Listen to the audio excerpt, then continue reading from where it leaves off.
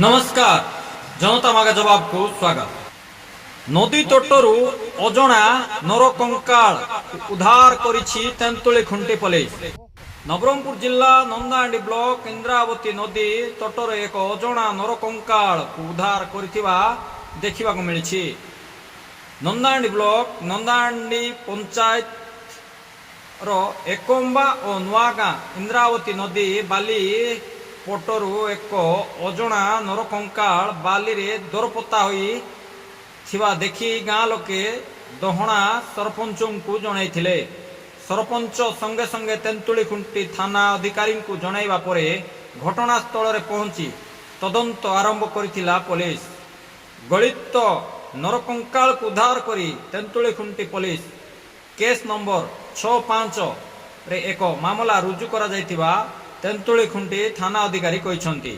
वर्तमान नेबे एई खबर जानिबा परे एरिया रे एक भयभीत सृष्टि हो जाइछि। अर्थात ए कंकाल कहार ए स्थान को आसिला केमिति वर्तमान एबे बड़ प्रश्न।